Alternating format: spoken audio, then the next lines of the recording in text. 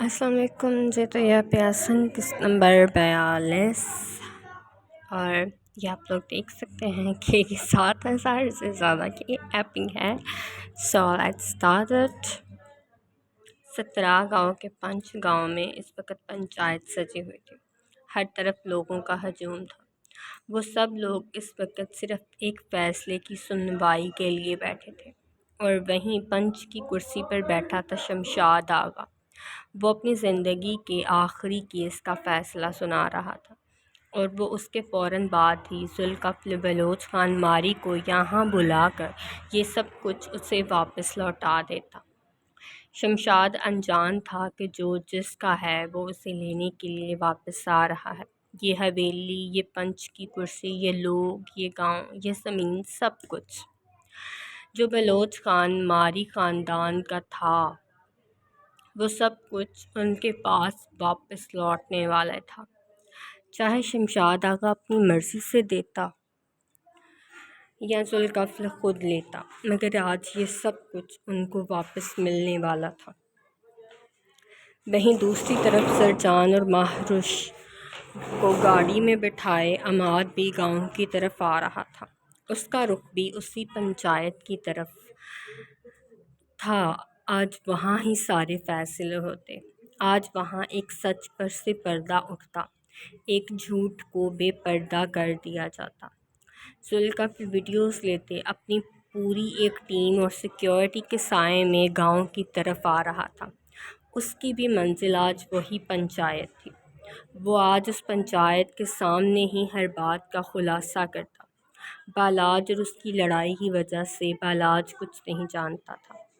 وہ بالاج کو سب بتانا چاہتا تھا، ہر راز پر سے اس کے سامنے پردہ اٹھانا چاہتا تھا، مگر بالاج کا انداز گفتگو اور اس کا رویہ اس قابل نہیں تھا وہ اس کے ساتھ کچھ بھی شیئر کرتا۔ ایک دفعہ وہ شمشاد آغا کے ساتھ نمٹ لے، پھر وہ بالاج کا بھی رخ کرتا۔ اس کا بھی جو دماغ الٹ گیا تھا وہ اسے سیدھا کر کے ہی رہتا۔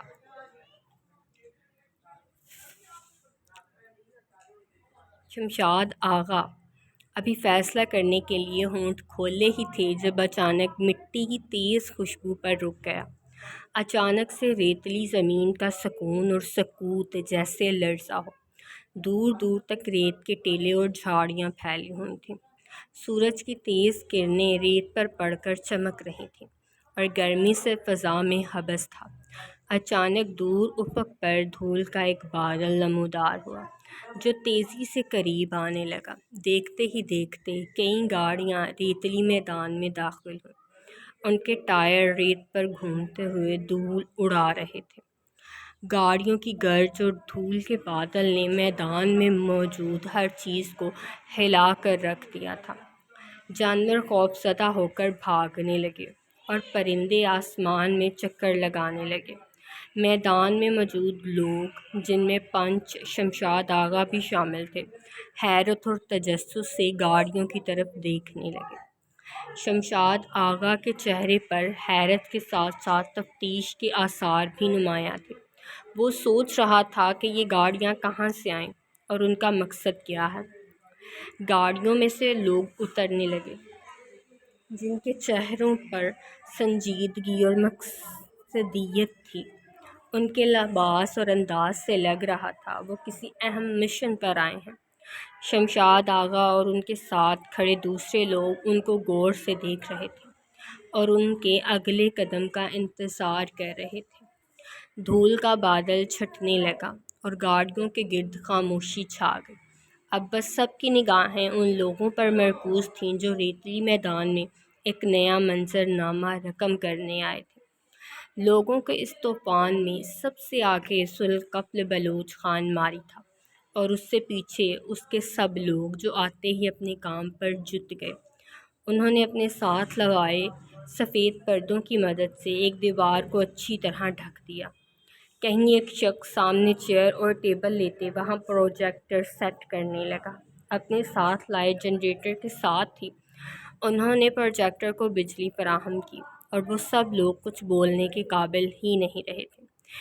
وہ تو حیرت سے صرف ذوالکفل بلوچ خان ماری کو دیکھ رہے تھے، جو یوں گیا تھا جیسے خالی ہاتھ ہو، اور جب لوٹ کر آیا تو یوں لگ رہا تھا اپنے ساتھ طوفان اور ہوا کو لایا ہو، جو اس میں مٹی دھول اور سب کچھ اپنے ساتھ دور اڑا لے جائے گا، یہ جس میں بسی مٹی اور دھول سب کچھ اپنے ساتھ دور اڑا لے جائے گی، اور یہاں کسی انسان کا بھی نام و نشان نہیں بچے گا۔ میں ذوالقفل بلوچ خان ماری آج ہر گواہ اور ثبوت کے ساتھ لوٹا ہوں، جو یہ ثابت کر دے قصوروار کون تھا اور مجرم کون کس گدی کے قابل تھا اور کون نہیں، کسے زن اور زر کی ہوس تھی اور کسے نہیں۔ وہ بول رہا تھا اور لوگ خاموشی سے سن رہے تھے، اور انہی خاموش لوگوں میں ایک طرف کھڑا شمشاد آغا بھی تھا، جس کے ہونٹ جیسے سل دیے گئے ہوں، اسے تو چپ لگ گئی تھی۔ وہیں دوسری طرف ایک اور گاڑی کھڑی ہوئی، جس کی طرف کسی کا دھیان نہیں گیا، مگر شمشاد آغا نے فوراً چہرہ موڑ کر دیکھا تھا۔ وہ عماد کی گاڑی تھی، اور اس میں سے نکلتی اس کی بہن اور بی بی، وہ دونوں حیرت زدہ سی ہو کر آس پاس دیکھ رہی تھی۔ انہیں تو یہ نہیں سمجھ آ رہی تھی کہ انہیں یہاں لانے کا مقصد کیا ہے۔ شمشاد آغا وہیں بت بنا کھڑا رہ گیا۔ آج اگر اس کی بیوی ماضی کی ہر حقیقت سے واقف ہو جاتی تو عین ممکن تھا وہ اس کے ساتھ کسی بھی رشتے میں بندھنے سے مکر جاتی۔ اسے ڈر لگنے لگا تھا۔ اچانک سے شمشاد آغا کو یوں لگنے لگا جیسے ذوالقفل کے ساتھ آئے اس طوفان اور ہواؤں نے اس سے آکسیجن چھین لیا ہو اور وہ سانس نہ لے سکتا ہو۔ دوسری طرف ذوالقفل کے ایک اشارے پر پروجیکٹر چلا دیا گیا، اور اب وہاں ایک منظر چل رہا تھا، سالوں پہلے کا منظر، ایک ایسا منظر جس نے بلوچ خان ماری کو اتنے سال خوار کیا، جس نے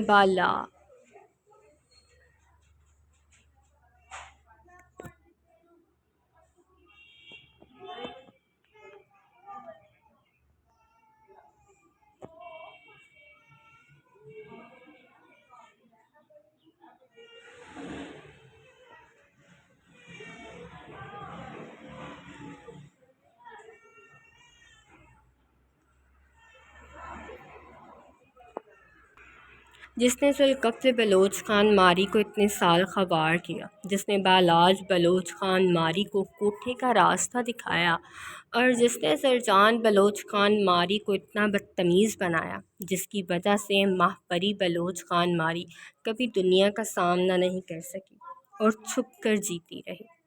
وہ سب لوگ پتھر کے بنے سامنے منظر کو دیکھ رہے تھے، جہاں ہاشم بلوچ بے ہوش امائمہ کو گود میں اٹھائے باہر گاڑی کی طرف بڑھ گئے، جبکہ اس ویڈیو میں امائمہ کے چہرے پر مار پیٹ کے نشان واضح تھے۔ ان کا چہرہ سوجا ہوا تھا، جبکہ ایک بازو یوں ڈھلک رہا تھا جیسے وہ ٹوٹ گیا ہو۔ ان کے سر کے نوچے گئے بال بھی واضح ہو رہے تھے، ان کے ساتھ بہت برا سلوک کیا گیا ہے۔ اس کے ساتھ ہی دوسری فوٹیج چلی تھی، جو کہ اس وقت سے چند منٹ پہلے کی تھی، جہاں امائمہ اپنے شوہر ابرار خان زادہ کے سامنے ہاتھ جوڑ کر گڑ گڑاتے معافی مانگ رہی تھی، اور وہ بغیر رحم کیے انہیں پیٹتے جا رہے تھے۔ ابرار خان زادہ کے ہاتھ میں ہنٹر تھا، جو امائمہ کے چہرے اور وجود پہ نشان چھوڑتا جا رہا تھا، اور شاید امائمہ کی روح بھی ان کے وجود کا ساتھ چھوڑتی جا رہی تھی۔ اچانک امائمہ زمین پر گری تھیں، اور ساتھ ہی ابرار خان زادہ کا ہنٹر بھی ان کے ہاتھ سے نیچے گرا۔ وہ چابک جیسے امائمہ کے وجود پر نہیں، شمشاد آغا کے سینے پر پڑ رہے تھے۔ اس کی حالت کاٹو تو بدن میں لہو نہ ہو جیسی تھی، ان کی روح اندر سے تار تار ہونے لگی۔ زرجان نے نظر گھما کر اس ہجوم میں بے بس اور لاچار سے کھڑے اپنے شوہر کو دیکھا۔ وہ جانتی تھی وہ رو رہا ہوگا، باہر سے نہ سہی مگر وہ سارے آنسو اپنے اندر اتار رہا ہوگا۔ زرجان کو اپنے وجود پر اس کی تکلیف محسوس ہوئی۔ وہیں اس کے بعد ایک اور اگلی فوٹیج چلی، جس میں وہی گاڑی تھی، جس میں ہاشم بلوچ اور امائمہ کو ہاسپٹل لے جانے کے لیے نکلے تھے۔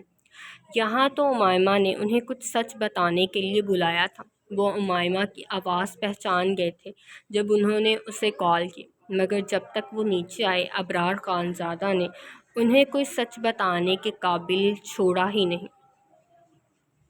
ابھی وہ گاڑی آگے جا رہی تھی جب پیچھے سے آتی کسی ٹرک نے اس گاڑی کو ٹکر دے ماری، جس سے کھائی میں گرا دیا۔ اور یہاں زرجان اور ذوالکفل کے بھی سینے پر ہاتھ پڑا تھا۔ زرجان نے چاہے کبھی باپ کا محبت بھرا لمس محسوس نہیں کیا تھا، مگر دل میں باپ کے لیے محبت ضرور تھی، سو آج بھی اتنا ہی زور پکڑے ہوئے تھی۔ سچ تو آپ سب جان گئے ہوں گے، ہر رات سے پردہ بھی اٹھ گیا۔ میرے باپ کو ہوس کا پجاری کہنے والے لوگ اب اس بات سے کیا صفائی دیں گے؟ وہاں سب کے سر جھکے تھے، جبکہ چند لوگوں کی آنکھوں میں خوشی کی مسکراہٹ تھی۔ وہ آنکھوں میں محبت اور فخر لیے ذوالکفل کو دیکھ رہے تھے۔ شاید وہ بھی یہی چاہتے تھے کہ ایک دن سچ کا خلاصہ ہو اور سب جان جائیں حازم بلوچ ایسا کچھ نہیں کر سکتے۔ آج میں اپنا تخت اور راج دونوں شمشاد آغا سے واپس لینے آیا ہوں۔ وہ سب کچھ جو میرے باپ کا تھا وہ آج اور ابھی سے میرا ہوا۔ ایک نظر شمشاد آغا کو بت بنے کھڑے دیکھ کر کہا، وہیں وہ سب لوگ بھی یہی چاہتے تھے۔ ابرار خانزادہ نے انہیں بھی اکثر بہت تنگ کیا تھا۔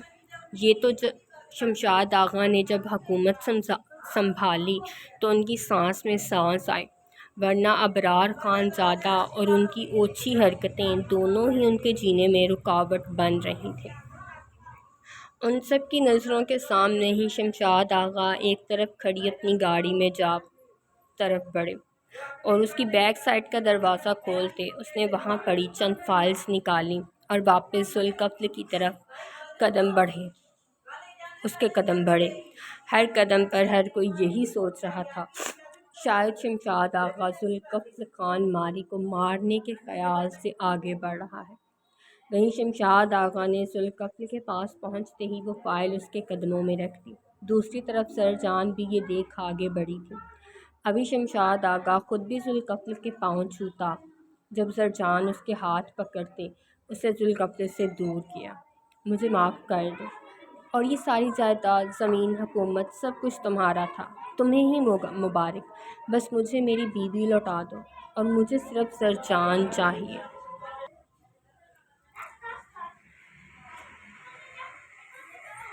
مجھے میری بیوی لوٹا دو، مجھے صرف زرجان چاہیے۔ میں جو اس کی حفاظت کرنے میں چوکا، اب اس کا بہت خیال رکھوں گا، اور اس بات کی معافی بھی چاہتا ہوں۔ زرجان اسے حیرت سے دیکھ رہی تھی۔ وہیں ذوالکفل بالکل بھی اپنی بہن کو شمشاد آغا کے ساتھ بھیجنے کو تیار نہیں تھا۔ ایسا نہیں ہوگا، وہ حازم بلوچ کا خون ہے، تمہارے ساتھ نہیں رہے گا۔ شمشاد آغا کی آنکھوں کی جوت ایک دفعہ بجھی ہی تھی، مگر اس نے خود کو حوصلہ دیا اور زرجان کو ایک سائیڈ کرتے وہ ذوالکفل کے پاؤں پکڑتے نیچے بیٹھ گیا۔ آغا کیا کر رہے ہو تم؟ وہ چیخی۔ زلفی، وہ شوہر ہے میرے ہونے والے بچے کا باپ، میں اس سے کبھی الگ نہیں ہوں گی، یہ تم بھی سن لو اور اپنے اس بھائی کو بھی بتا دینا۔ زرجان چلائی تھی، اس کے الفاظ بتا رہے تھے اسے اس سچ کے بارے میں جانتے بھی کوئی فرق نہیں پڑا۔ اس کے ساتھ ہی زرجان نے شمشاد آغا کو بازو سے پکڑتے اٹھایا تھا اور خود اس کے سامنے کھڑی ہو گئی۔ شمشاد آغا اس دفعہ ذوالکفل کی مرضی سے زرجان کو اپنے ساتھ لے جانا چاہتا تھا۔ ذوالکفل، میں تمہارا غلام بننے کو بھی تیار ہوں، بس مجھے زرجان لوٹا دو۔ شمشاد آغا پھر بھی بولا۔ وہیں زرجان نے ایک دفعہ پلٹ کر اسے گھورا تھا، اور ذوالکفل اس دفعہ واقعی شمشاد آغا کا امتحان لینے کے چکروں میں تھا۔ ٹھیک ہے، تم انیکسی میں رہو گے ہمارے غلام بن کر، اور زرجان حویلی کے اندر رہے گی حازم بلوچ کی بیٹی بن کر۔ منظور ہے تو ہاں کر دو، شاید کسی روز میں زرجان کو تمہیں واپس لوٹانے پر مان جاؤں۔ جہاں زرجان کی آنکھوں میں غصہ اترا، وہیں شمشاد آغا نے فوراً اس کی بات کی تصدیق کر دی، جو کہ اس بات پر راضی ہے۔ زلفی پاگل مت بنو، میرا شوہر ہے وہ، اور تم اسے حویلی کا غلام بنا رہے ہو، وہ پوری شدت سے چلائے۔ وہیں شمشاد آغا زرجان کو بازو سے تھامتے کچھ اور کہنے سے روکا۔ بہت نرم دل ہے تمہارا بھائی، بہت جلد معاف کر دے گا مجھے، میرے باپ کے کیے گئے گناہ۔ تم ابھی سکون سے چپ چاپ کھڑی رہو، ورنہ تم سے جو میرا حساب بنتے ہیں وہ میں ابھی ہی لینا شروع کر دوں گا۔ شمشاد آغا کی دھمکی زرجان نے ایک دفعہ کپائی تھی۔ وہیں ذوالقفل غصے سے زرجان کو شمشاد آغا کے حصار سے کھینچتے الگ کیا۔ باقی سب لوگ وہیں کھڑے یہ تماشا دیکھ رہے تھے۔ کچھ لوگ زرجان کی شمشاد آغا سے محبت کو شمشاد آغا کا پلان تصور کر رہے تھے، اس کا بنایا منصوبہ، اور کچھ لوگ زرجان کو بے وقوف کہہ رہے تھے جس نے اپنے باپ کے قاتل کے بیٹے سے محبت کر لی۔ ایک اشارے پر اس کی ٹیم کے سب لوگوں نے وہ میدان خالی کروانا شروع کر دیا۔ اب اس کیس کا فیصلہ بعد میں ہی ہوتا، کیونکہ اب پنچ بدلا جا چکا تھا۔ شمشاد آغا نے بھی پنچ کی پگڑی اتار کر ذوالقفل کے سر پر رکھ دی، اور وہ سب لوگ ذوالقفل کے نام کے نعرے لگانے لگے تھے۔ آج ذوالقفل کو ان کی ضرورت نہیں تھی، مگر وہ جانتا تھا ان میں آج بھی کچھ لوگ ہیں جو کل بھی اس کے وفادار تھے، آج بھی اس کے وفادار تھے، اور آگے آنے والے ہر وقت میں اس کے وفادار رہتے، اور وہ ان لوگوں کا بہت زیادہ شکر گزار تھا جنہوں نے اس کی اتنی مدد کی۔ مہروش گاڑی میں بیٹھے ہی بہتی آنکھوں سے ہر منظر کو دیکھ رہی تھی۔ وہ سب سن بھی سکتی تھی، وہاں لگے اسپیکر سے ہر بندے تک آسانی سے ذوالقفل اور شمشاد کی آواز پہنچ رہی تھی۔ کچھ ہی دیر میں وہاں مکمل خاموشی چھا گئی۔ پروجیکٹر کی جتنی بھی سیٹنگ تھی وہ بھی اتار لی گئی۔ یہاں سے کچھ قدم کے فاصلے پر ہی حویلی تھی، وہ حویلی جس سے ذوالقفل اپنی مرضی سے نکلا تھا۔ اگر اسے حویلی سے نکلتے اسے ہر وہ لمحہ یاد آیا تھا جب وہ اپنے باپ سے جھگڑا ہو، جب اس نے اپنے باپ سے محبت بھری لڑائی کی ہو، جب اپنی ماں کو یاد کیا ہو، ان کے ساتھ بتائے لمحات کو سوچا ہو۔ زرجان اور مہروش کو اپنے ساتھ لیتے حویلی کے اندر چلا گیا۔ شمشاد آغا کو انیکسی کی طرف جانے کا اشارہ کرنا نہیں بھولا تھا۔ کہیں شمشاد آغا اگر چپ چاپ اس جگہ چلا گیا جہاں پہلے کبھی اس کی ماں اور وہ اور اس کی پیاری اور چھوٹی سی بہن رہتی تھی۔ آج وہ ان لمحات کو تازہ کرنا چاہتا تھا، اپنی ماں کی تکلیف کو محسوس کرنا چاہتا تھا جب اس کے باپ نے اس کی ماں کو مارا اور وہ تڑپتے درد برداشت کرتی رہی۔ زرجان حویلی کے اندر آتے ہی ذوالقفل کو گھورنا شروع کر دیا۔ وہیں مہروش سیدھا زنانے میں چلی گئی۔ وہ اسی کمرے میں گئی تھی جہاں وہ پہلے آرام کرتی تھی، اور زرجان ذوالقفل کو گھورتے شمشاد آغا والے کمرے کی طرف چلی گئی۔ ذوالقفل اپنی زندگی کی دو اہم عورتوں کے یوں روٹھ کے جانے پر لب دبائے۔ شاید اب اس کی زندگی ان دونوں کو یوں مناتے ہی گزرنی تھی۔ ماہ پری نے اپنے بریف کیس پیک کر کے رکھ لیے تھے۔ اب وہ اپنی گود میں پڑی بلی کے بچے سے کھیل رہی تھی جو کہ اسے شاہنواز نے ہی تحفہ دیا تھا۔ وہ سفید سا بلی کا بچہ اسے بہت پسند تھا، جو اس کی توجہ پانے کے لیے اکثر الٹے سیدھے کام کرتا۔ یہ اسے شاہنواز نے 14 فروری کو تحفے کے طور پر دیا تھا۔ وہ دونوں 14 فروری کو سوات کا چپا چپا گھومے۔ انہوں نے ساری رات سوات کی خاک چھانی۔ خیر سوات میں خاک تو نہیں، صرف برف تھی جو وہ اچھے سے چھانتے رہے۔ برف سے کھیلتے بالکل وہ خود کو ایک بچہ محسوس کر رہی تھی جو کہ ایک خوبصورت دنیا میں کھو گیا ہو، جہاں اسے کوئی نہ جانتا ہو، کوئی اس سے واقف نہ ہو۔ ماہ پری ابھی یوں ہی اداس سی بیٹھی تھی جب شاہنواز اچانک نہ جانے کہاں سے آ ٹپکا، اور آتے ہی اس کا نشانہ ماہ پری کی گال بنی تھی۔ وہ اس کی سرخ سے گال پر جھکتے اسے اپنے دانتوں اور ہونٹوں کے لمس سے مزید سرخ کر گیا۔ ماہ پری کی ساری مزاحمت ہمیشہ کی طرح دم توڑتی چلی گئی، اور شاہنواز اپنا لمس چھوڑتے ہی پیچھے ہوا جہاں ماہ پری بیٹھی اسے گھور رہی تھی۔ وہیں شاہنواز لبوں پر مسکراہٹ سجائے اسے دیکھ رہا تھا جو ہر دفعہ اس کے لمس پر یوں ہی کرتی تھی۔ جانے کے ارادے ہیں یا پھر یہیں پر رک جائیں ہمیشہ ہمیشہ کے لیے؟ شاہ نواز کا انداز دیکھ ماہ پری سمجھ گئی تھی اس کا دل ابھی بھی نہیں بھرا۔ جی نہیں، مجھے یونیورسٹی سے کتنی کال آ چکی ہے، مجھے واپس جانا ہے۔ آپ کو یہاں پہ رہنا ہے تو آپ رکیں، رہ لیں اکیلے۔ اس نے اکیلے پر خاصا زور دیتے کہا تھا۔ مگر مجھے جو کام کرنا ہے وہ تو اکیلے کرنے والا ہے ہی نہیں، اس میں تو دو لوگ، خاص طور پر لڑکا لڑکی کا ہونا ضروری ہے، شاہ نواز نے افسوس سے کہا تھا۔ وہی ماہ پری اچھے سے سمجھ گئی تھی اس کا اشارہ کس طرف ہے۔ آپ کے یہ دو لوگ والے کام گھر جا کر بھی ہو سکتے ہیں شاہ نواز، اس نے منہ ڈھیلا چھوڑ کر کہا تھا۔ شاہ نواز کی قربت میں وہ خاصی بے شرم ہوتی جا رہی تھی اور یہ بھی ان میں سے ایک تھا۔ خیر وہ تو کہیں بھی ہو سکتا ہے، کسی گاڑی میں بھی۔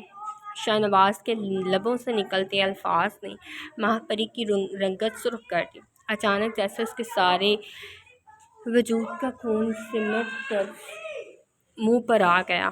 آپ بہت بے شرم ہیں، ماہ پری نے بلی کے بچے سے کھیلتے اسے اگنور کرنے والے انداز میں کہا۔ وہ تو اب تم بھی ہوتی جا رہی ہو، اس نے منہ پھاڑ کر کہا۔ آپ کی صحبت کا کمال ہے، ماہ پری منہ ڈھیلا چھوڑتے کہا۔ ویسے میری صحبت میں رہ کر تو تمہیں خاصی لمبی زبان لگ گئی ہے، ورنہ پہلے تو میری بیوی کو کچھ بولنا آتا ہی نہیں تھا، ماہ پری نے تڑپ کر کہا۔ ناز میرا منہ مت کھلوائیں، پھر آپ کہتے ہیں میں بدتمیزی کرتی ہوں، اس نے آنکھیں چھوٹی کرتے اسے گھورتے کہا۔ تمہارا منہ تو پہلے ہی کھلا ہوا ہے، دیکھو کتنا بڑا کٹ لگا ہے، اور اسی کٹ لگے ہونٹوں سے تو تم ساری رات سسکیاں بھرتی ہو۔ ماہ پری کی رنگت اس کے بولے گئے الفاظ کے ساتھ ہی سرخی پکڑتی چلی گئی۔ اب اس نے زبان کو منہ میں رکھتے ہونٹوں کو سیل لیا۔ وہیں شاہ نواز اس کو چپ کروا کر خاصا خوش تھا۔ چلے ابھی الفاظ اس کے منہ میں ہی تھے جب شاہ نواز کے سامنے ہی وہ بلی کا بچہ اٹھائے دروازے کے قریب بھی پہنچ گئے۔ شاہ نواز کی مسکراہٹ گہری ہوتی چلی گئی۔ وہ مسکراتے اپنی بیوی کے پیچھے ہی بیگز لیتے وہاں سے نکلا۔ ماہ پری اس کے آگے آگے ہی تھی، جبکہ شاہ نواز اس کی سپیڈ دیکھ اپنا قہقہ نہیں روک سکا۔ وہ عین سڑک کے درمیان کھلکھلاتے ہنسنے لگا۔ ماہ پری پھر پلٹ کر اسے گھورا۔ شاہ نواز اس کا انداز دیکھ اسے فلائنگ کس دی، جس کے جواب میں ماہ پری اسے گھورتے ساتھ تھپڑ کا نشان بناتے منہ کے مختلف ڈیزائن بناتے وہاں سے چلی گئی۔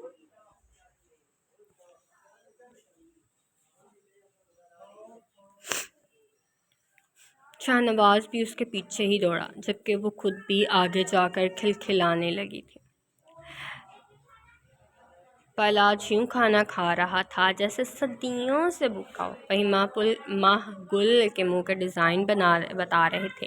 وہ بالاج کی ان حرکتوں کو انجوائے تو بالکل بھی نہیں کر رہی۔ آخر بالاج کا کھانا ختم ہونے والا ہوا تھا۔ وہیں دوسری طرف میگن بھی چارلز کے ساتھ گھر میں داخل ہوئی۔ ماہ گل اس وقت قابل اعتراض حالت میں نہیں تھی۔ اس نے جینز پر لانگ شرٹ پہن رکھی تھی، گلے میں دوپٹہ تو نہیں تھا، مگر بالاج کو اسے ٹوکنا اچھا نہیں لگا۔ چارلز نے ایک نظر تو بالاج کو گھورا، پھر میگن کے بازو پر ہاتھ مارنے پر وہ ہوش میں آیا۔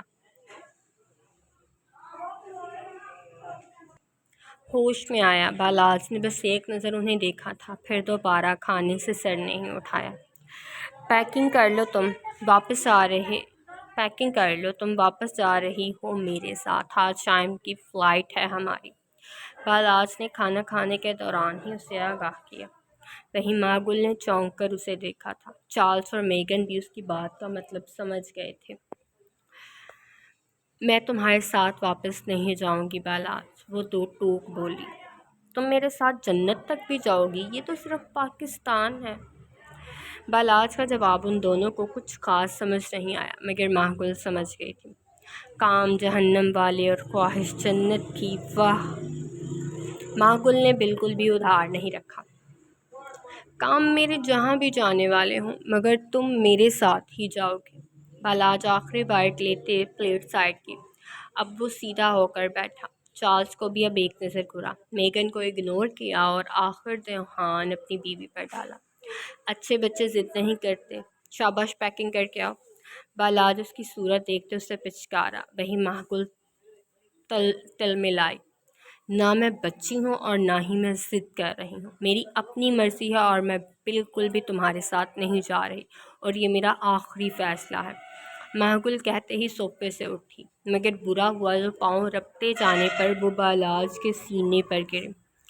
تم یہ تو نہیں چاہتی میں تمہیں گود میں اٹھا کر لے کر جاؤں، اسی لیے ضد کر رہی ہو نا؟ بالاج کے ہونٹوں سے نکلتے الفاظ پر وہ اس کے سینے پر ہاتھوں سے دباؤ دیتے اس سے دور ہوئی۔ وہیں چارلس اور میگن یہ مووی دھیان سے دیکھ رہے تھے۔ مجھے ہاتھ بھی لگایا تو مجھ سے برا کوئی نہیں ہوگا، انگلی اٹھا کر اسے وارن کیا۔ تم ہاتھ کی بات کرتی ہو، تمہیں تو لبوں سے چھونا ہے مجھے۔ بالاج دھیمی سرگوشی سے کی، ان دونوں کے چہرے کے تاثرات سے وہ سمجھ گیا تھا وہ اردو سمجھ جاتے ہیں۔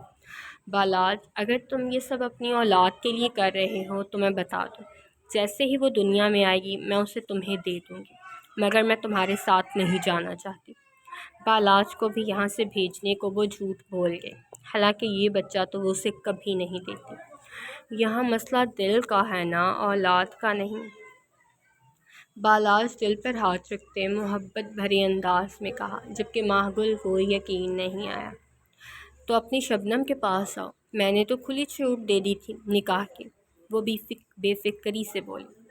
وہ یہ سوچنا بھی نہیں چاہتی تھی بالاج کو اس سے محبت ہے، یہ سوچنا بھی اس کے لیے کفر تھا۔ مگر میری تو صرف تم ہو، جند، جان، محبت، عقیدت، جنون، بیوی، سب تم ہو۔ محبت لہجے میں بڑھتی جا رہی تھی۔ مگر تم میرے گردے پھیپھڑے بھی نہیں ہو، اور نہ میں تمہارے ساتھ جا رہی۔ بالاج آ کر تنگ پڑا تھا، اٹھتے معقول کی گردن کے پاس ہاتھ رکھتے اس نے اس کی نبض دبائی، ساتھ ہی وہ بے ہوش ہوتے اس کی باہوں میں گرتی چلی گئی۔ بالاج اسے باہوں میں بھرتے صوفے پہ ڈالا، وہیں وہ دونوں فکر سے اٹھے تھے۔ سن ہی نہیں رہی تھی، بس ضدی عورتوں کی طرح ایک ہی رٹ۔ اس نے سرگوشی سی کی، تم فلاور کو نہیں لے جا سکتے۔ میگن آگے آئی، چارلس بھی اس کے ہم قدم تھا۔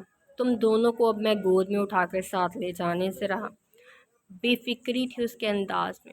بالاج نے کال کی اور ساتھ ہی 10-15 باڈی گارڈ گھر کے اندر تھے۔ بالاج کے ایک اشارے پر انہوں نے میگن اور چارلس کو بے ہوش کر دیا۔ انہیں بھی ساتھ لے چلو، رونق لگی رہے گی، مگر حویلی مت لے جانا بھی، مسکراتے کہا، جبکہ گارڈ کے لب بھی کچھ مسکراہٹ سے بھرے۔ اس کے ساتھ ہی وہ ان دونوں کو لیتے باہر گاڑیوں کی طرف بڑھے۔ بالاج نے معقول کو گود میں اٹھایا، اس کا سارا سامان وہیں تھا، اور اگر ضرورت پڑتی تو وہ نیا لے لیتا۔ ابھی ضرورت نہیں تھی یہاں سے کچھ بھی لے جانے کی۔ لاک کر دینا یہ، گارڈ نے ہاں میں سر ہلایا۔ اس کی گاڑی میں بیٹھنے تک گھر لاک کرتے اسے چابی تھما دی گئی۔ اب وہ ایئرپورٹ کی طرف جا رہے تھے، وہیں دوسری طرف ایک گاڑی میں چارلس اور میگن تھے۔ مائیکل کو تو پولیس نے ڈرگ بیچنے کے جرم میں قید کر لیا تھا، اب وہ نہیں چھوٹتا۔ قدیر خان تک بھی ابرار خان زادہ کے راز کھلنے کی بات پہنچ گئی۔ وہ تو ڈر گئے کہیں وہ بھی نہ پکڑے جائیں۔ اپنے سیکرٹری کو بتاتے وہ فوراً وہاں سے گول ہو گئے۔ وہ بالکل بھی نہیں چاہتے تھے کوئی انہیں پکڑے اور وہ جیل کی ہوا کھائیں۔ ان کے ساتھ ان کا ایک دوست بھی تھا، جس نے ان کے کہنے پر کبھی ذوالفقار کو دھوکہ دیا تھا اور اس سے سارے پیسے لے کر فرار ہو گیا۔ وہ انجان تھے، ابھی ان کی حقیقت سے کوئی واقف نہیں۔ اگر ہوتے تو اب تک وہ جیل کی ہوا کھا رہے ہوتے۔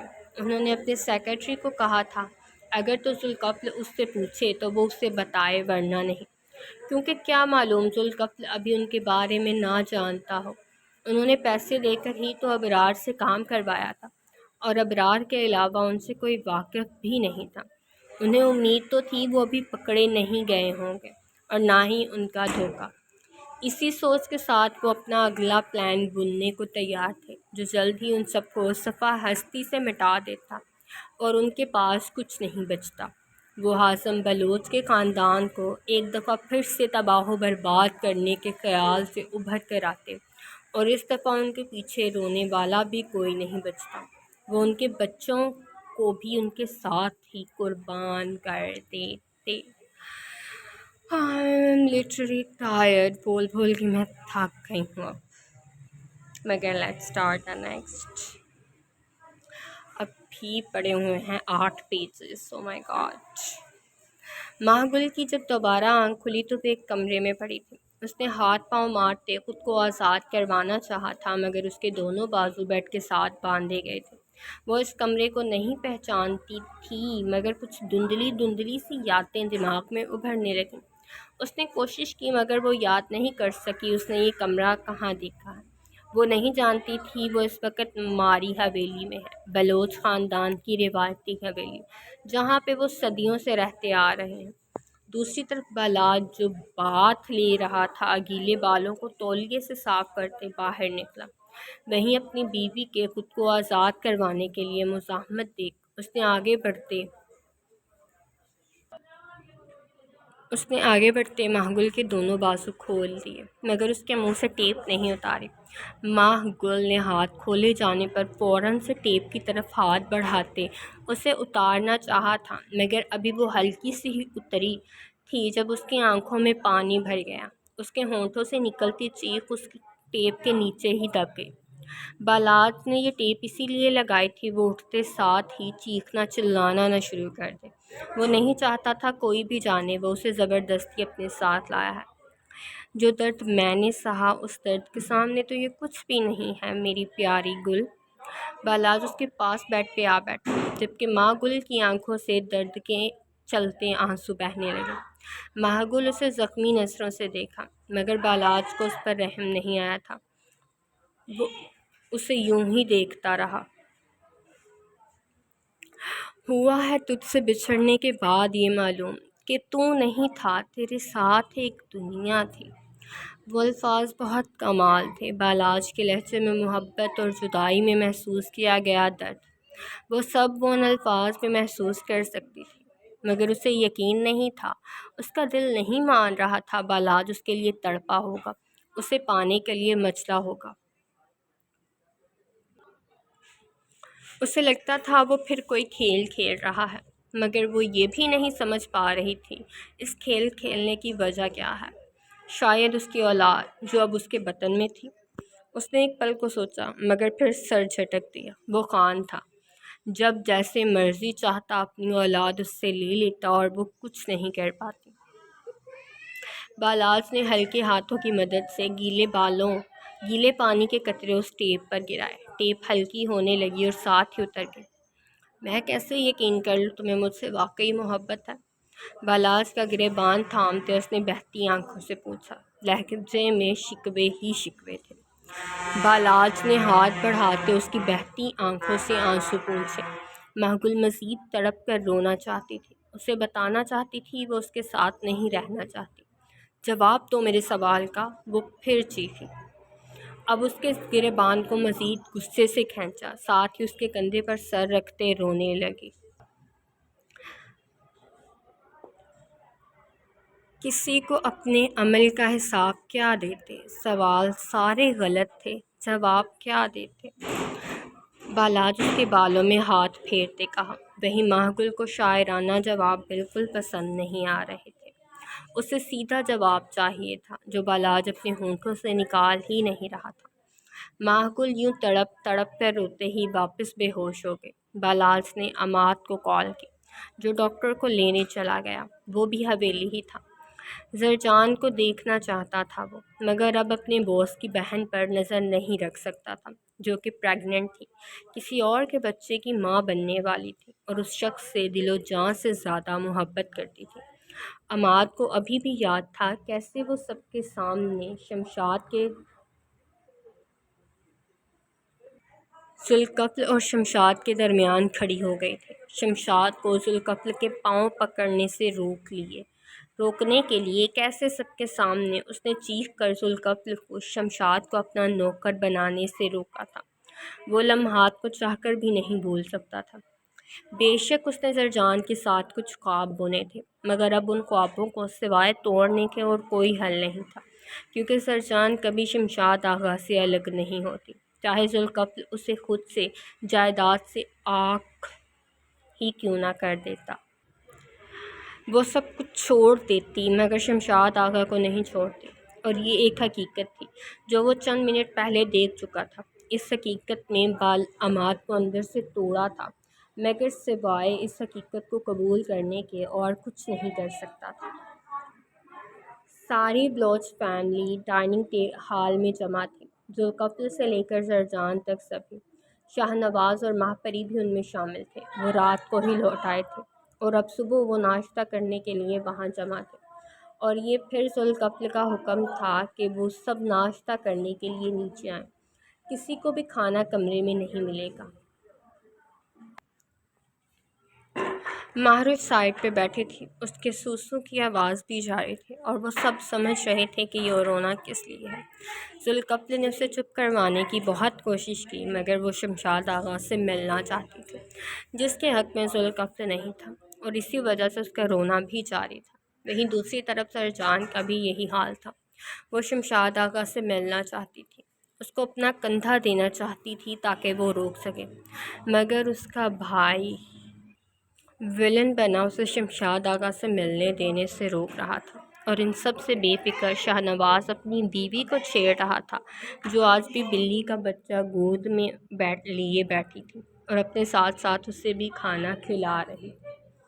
اب سے بلوچ خاندان کے سب افراد یہیں پہ رہیں گے، اور جس سے گھر کے نوکروں کے دل میں اور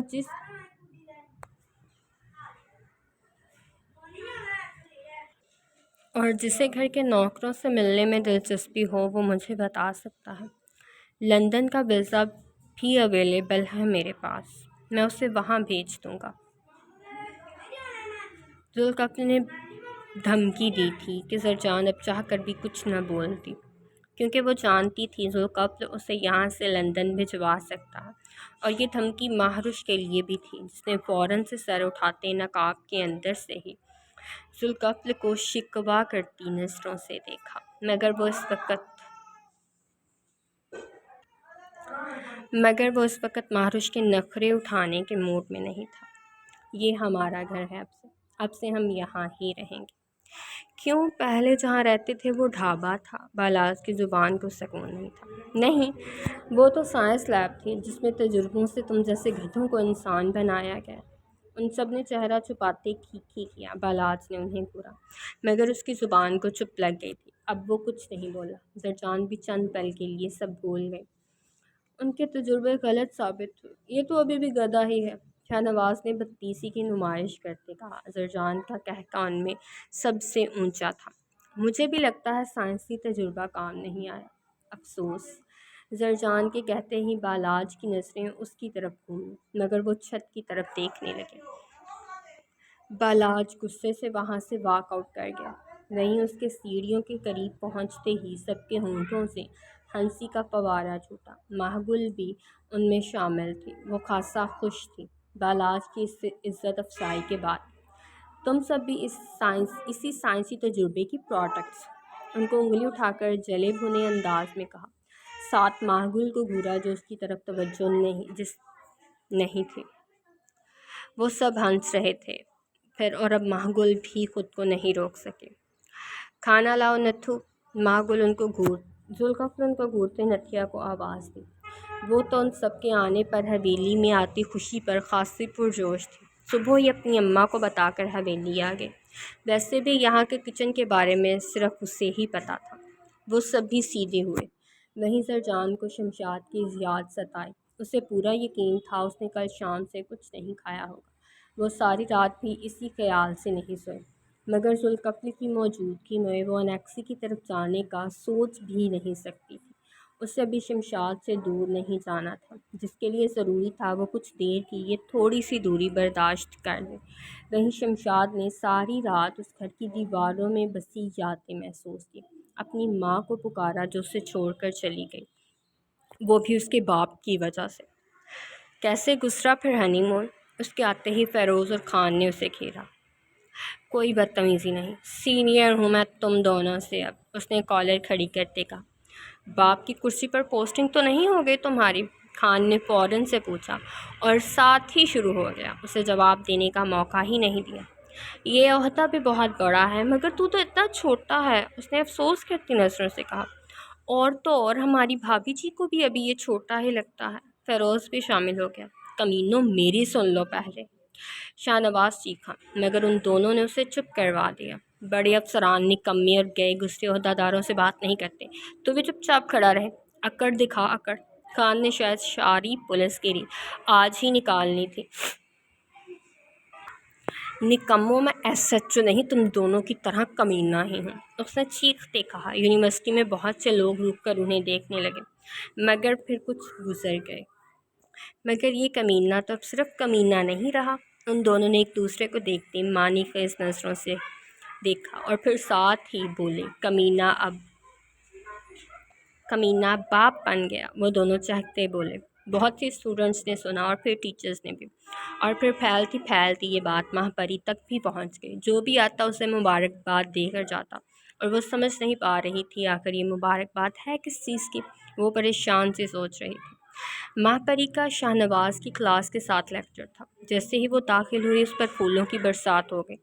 وہاں ابھی وہ تینوں دوست نہیں آئے تھے، ورنہ خان اور فیروز تو چچا بننے کی خوشی میں بھنگڑا ڈالتے۔ یہ سب کس لیے؟ اس نے کچھ حیرانی سے پوچھا۔ میم، آپ پریگننٹ ہیں نا؟ تو اس بات پر چھوٹا سا سرپرائز، اور یہ ہماری طرف سے آپ کی بیبی کے لیے گفٹ۔ بہت بہت مبارک ہو آپ کو۔ ماہپری کا تو دماغ چکرا گیا۔ وہ ماں بننے والی تھی اور اسے ہی معلوم نہیں تھا وہ ماں بننے والی ہے۔ یہ انوکھا معجزہ تھا۔ آپ کو کس نے بتایا؟ وہ پوچھ رہی تھی جب وہ تینوں کلاس روم کے دروازے پر نمودار ہوئے۔ وہ سب بھی پھول اور بوکے، پھر گفٹ ریپ کیا دیکھ حیران تھے۔ شاہ نواز انہیں سمجھا کر تھک گیا، مگر وہ یہ مان ہی نہیں رہے تھے وہ باپ نہیں بننے والا۔ آخر تھکتے وہ انہیں کلاس روم کی طرف گھسیٹ لایا۔ ابھی اس میں اتنا صبر نہیں تھا وہ ان کو سمجھا پاتا۔ میں شاہ نواز خان اور فیروز کو میم شاہ نواز خان اور فیروز کو بتا رہے تھے وہ بابا بننے والے ہیں، تو ہم نے بھی خوشی سے یہ تیاری کر لی، ایک لڑکی چہکتے بولی۔ ماہپری کا جی چاہا کہیں منہ چھپا لے، وہیں شاہ نواز ماہپری کی سرخ صورت دیکھ لب دبائے۔ فیروز اور خان تو باقاعدہ خوش ہوئے اتنی تیاری دیکھ کر۔ کچھ دیر کی خاموشی کے بعد پری نے سر اٹھایا۔ وہ بچے کی ایک سیٹ کر رہے تھے تاکہ ماہپری کاٹے، جبکہ ماہپری کا جی چاہ رہا تھا وہ اپنے شوہر کی زبان کاٹتی، جو بولنے سے پہلے سوچتی تک نہیں تھی۔ یہ سچ نہیں ہے، وہ مذاق کر رہے ہوں گے۔ میں ماں نہیں بننے والی، اگر ایسا کچھ ہوا تو میں ضرور بتاؤں گی، ماہپری دانت پیستے کہا۔ شاہ نواز کو ایسی نظروں سے دیکھا۔ گھر چلو، تمہیں میں پھر بتاتی ہوں۔ وہیں فیروز اور خان نے اب بھی بے یقینی سے انہیں دیکھا۔ انہیں یقین تھا ان کے دماغی فطور سچ ہیں اور وہ جھوٹ بول رہے ہیں۔ ہمیں یقین نہیں، وہ دونوں ہاتھ جھلاتے بولے۔ شاہ نواز نے انہیں گھورا۔ اب تو حد ہو گئی، کچھ ماہ انتظار کر لو، تمہیں پتہ لگ جائے گا جھوٹ ہے کہ نہیں۔ شاہ نواز کی بات پر سب کے سر شرم سے جھکے تھے، ماہپری بھی ان میں سے ایک تھی۔ کب سے بکواس کر رہا ہوں، نہیں بن رہا ماں میں، مگر تم لوگوں کے کچھ سنا ہی نہیں، وہ غصے سے بولا۔ مگر انہیں ایک اور بات مل گئی۔ بھائی تو باپ بن رہا تھا، ماں بننے والی خصوصیات تو اس میں نہیں۔ خان تو شاید آج اس کے ہاتھوں اپنی مردانہ خصوصیات کو گنوا کر پھر ہی مانتا۔ تو نہ بانجھ بن جانا آج میرے ہاتھوں، وہ دہاڑا۔ میں تو بس بتا رہا تھا، باقی میری طرف سے تو باپ بن ماں بن، تیری مرضی۔ سب کلاس کی ہنسی کی آوازیں کمرے میں گونجی۔ ماہپری بھی چہرہ جھکا کر مسکراہٹ چھپائے۔ وہیں شاہ نواز ان سب کو ہی گھورا۔ یہ سب ایک غلط فہمی ہے، آپ پلیز یہ سب اٹھا لیں۔ ماہپری کی بات پر وہ سب اداس چہرے کے ساتھ وہ سب اٹھانے لگے۔ ماہپری نظروں سے شاہ نواز کو پرسکون کرنا چاہا، مگر اس کی گھوریاں دیکھ وہ سمجھ گئی آج وہ اسے بھی نہیں بخشے گا۔ مگر وہ بھی اب اس کی گھوریوں سے بے پرواہ ہو کر لیکچر دینے کی تیاری کرنے لگی۔ شاہ نواز خان اور فیروز سے ناراض ایک طرف منہ پھلائے بیٹھا لیکچر سن رہا تھا، جبکہ گلاسز لگائے اصل میں وہ اپنی بیوی کو تاڑ رہا تھا، جو گال پر پھسلتی لٹ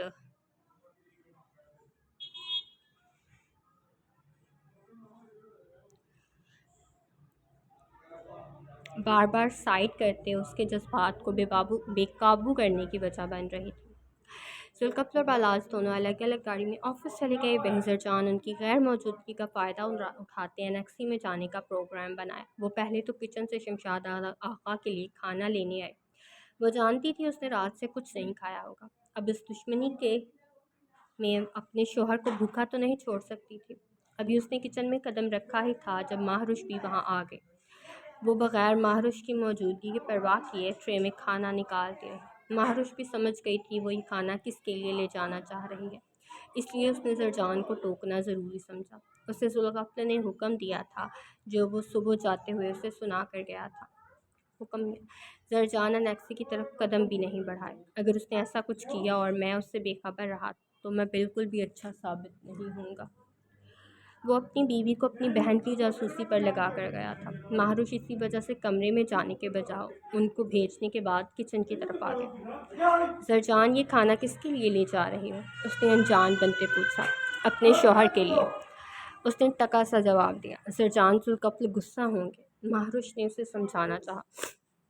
مجھے اس کے غصے کی پرواہ نہیں اور آپ کو میری پرواہ کرنے کی ضرورت نہیں۔ جب آپ لوگوں کو خود یہ سمجھ نہیں آ رہا اس نے رات کا کچھ نہیں کھایا، وہ رات سے بھوکا ہے، تو مجھے اپنے الفاظ ضائع کرنے سے کچھ حاصل نہیں ہوگا۔ مہروش سر جھکا گئی تھی۔ وہ جانتی تھی شمشاد نے رات سے کچھ نہیں کھایا ہوگا، مگر یہاں وہ اپنے شوہر کے خلاف نہیں جا سکتی تھی کیونکہ شمشاد بالغ تھا اور اس کے پاس یہ حویلی اور سب کچھ دینے کے باوجود بھی اتنی رقم اور پیسہ تھا کہ وہ خود کا خیال رکھ سکتا، مگر وہ نہیں جانتی تھی خیال رکھنے کے لیے اپنوں کی ضرورت ہوتی ہے، پیسوں کی نہیں۔ زرجان مہروش کو ایک طرف سر جھکائے کھڑے دیکھ چپ چاپ وہاں سے ٹرے لیتے نکل گئی۔ جب ویسے تو میں سوچ رہی تھی کہ 10,000 تک پاس رکھوں گی، لیکن ابھی میں تھک چکی ہوں اور رات کو مجھے بالکل بھی وقت نہیں ملے گا، اور اگر آج کی ایپی پر کوئی کمنٹ نہ آیا تو بھول جاؤ کہ میں سوموار کو ایپی دوں گی، کیونکہ اتوار کو تو میری چھٹی ہے۔ So take care of yourself and اللہ حافظ، بائے بائے بائے بائے۔